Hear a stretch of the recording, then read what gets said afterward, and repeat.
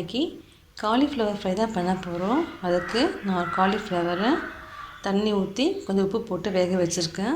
ஒரு 3 மினிட்ஸ் வச்சா போதும். இப்போ எடுத்துடலாம். நல்லது, கொஞ்சம் சூடாகி வரட்டும்.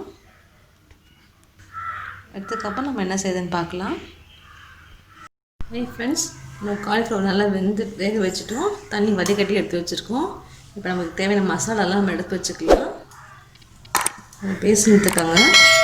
அதில் 1/4 கப்பு நான் பச்சரிசி மாவு ஆட் பண்ணிக்கிறேன். அப்போ தான் உங்களுக்கு நல்லா பொறுன்னு வரும் வறுக்கும் போது. ஒரு 3 ஸ்பூன் கார்ன்ஃப்ளவர் மாவு ஆட் பண்ணிக்கிறேன். இதோட ஒரு ஸ்பூன் இஞ்சி பூண்டு விழுது ஆட் பண்ணிப்போம். 1 ஸ்பூன் சீரகத்தூள் போட்டுப்போம். 3/4 ஸ்பூன் கரம் மசாலா போட்டுக்கிறேன். 1 ஸ்பூன் ரெட் சில்லி போட்டுக்கிறேன். இது காஷ்மீரி பவுடர் தான், கலர் கொடுக்கும் நல்லா உங்களுக்கு. அதோட கொஞ்சமாக மிளகு ஆட் பண்ணிப்போம். மிளகு தூள் ஆட் பண்ணிக்கலாம்.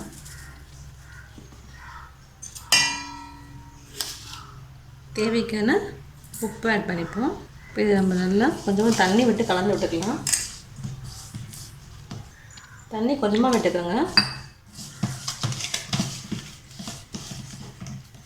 நம்ம இதில் டிப் பண்ணி தான் போட போகிறோம். ஊற வச்சுட்டு போட போகிறோம். உப்பு காரம்லாம் போதுமான்னு பார்த்துக்கோங்க. நம்ம எடுத்து ஆற வச்சுக்கோங்க. அப்போ தான் நல்லாயிருக்கும். தண்ணி இல்லாமல் எடுத்துக்கோங்க.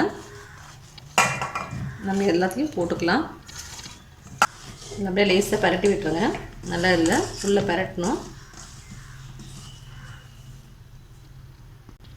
பாருங்கள், நம்ம நல்லா பரட்டி எடுத்துட்டோம். இது நீங்கள் ஃபுட் கலர் வேணாலும் போட்டுக்கலாம். நான் கலர் கொடுக்கல, அந்த மிளகாய் தூளோடைய கலரே இருக்குது நல்லா. அவ்வளோதான். ஒரு 5 நிமிஷம் அப்படியே ஊறட்டும். அப்போ இதில் எல்லாமே இதில் ஒட்டி பிடிக்கும் ஃபுல்லாக. நமக்கு ஊறுனதுக்கப்புறமா நம்ம எடுத்து பொரிச்சிக்கலாம். இது நல்லா ஊறட்டும். 5 மினிட்ஸ் நம்ம அப்படியே மூடி வச்சுருவோம்.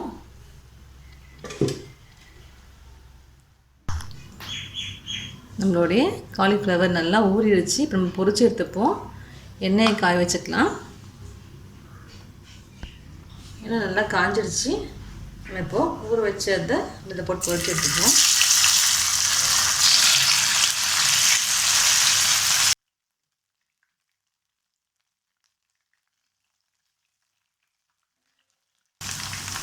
லேசாக கொஞ்சம் சிம்மில் வச்சு வறுத்துக்கோங்க, கலக்காமல் இருக்கும்.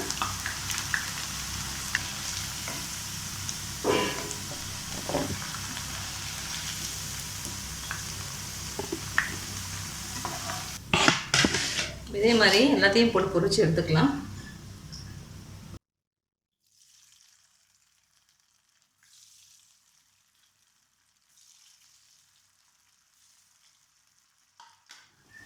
பாருங்கள், நம்ம எல்லாம் ஃப்ரை பண்ணி எடுத்தாச்சு. இது இப்படியே கூட சாப்பிடலாம். நம்ம இதில் ஒரு சின்னதாக சில்லி கிரேவி மாதிரி பண்ணிக்கலாம்.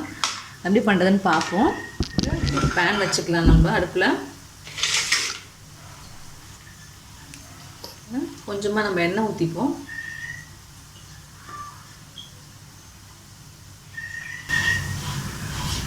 எண்ணெய் காஞ்சதும் இன்னும் கொஞ்சமாக சீரகம் போட்டுக்கலாம்.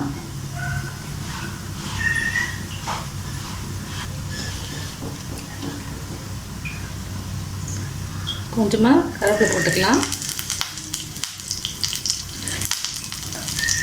2 வெங்காயம் நறுக்கி வச்சுருக்கேன். நம்ம இதையும் போட்டுக்கலாம்.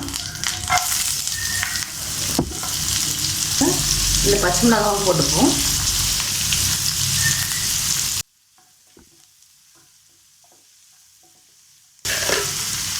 கொஞ்சமாக உப்பு ஆட் பண்ணிப்போம். கொஞ்சமாக 1/2 ஸ்பூன் இஞ்சி பூண்டு பேஸ்ட் போட்டுக்கலாம். மஞ்சள் கொஞ்சம் போட்டுக்கலாம். மஞ்சள் பொடி,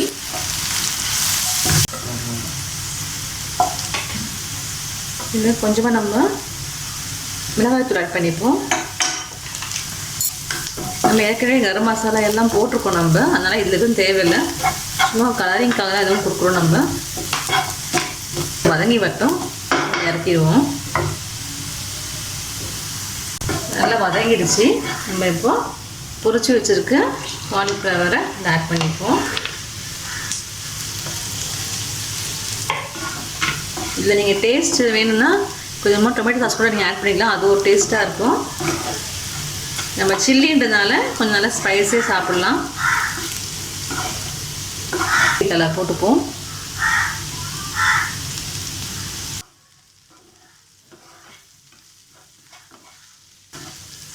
அவ்வளோதான், நம்மளோட காலிஃப்ளவர் சில்லி ஃப்ரை ரெடி ஆகிடுச்சு. இப்போ இறக்கிடலாம். இறக்கி பிளேட்டுக்கு மாற்றிப்போம்.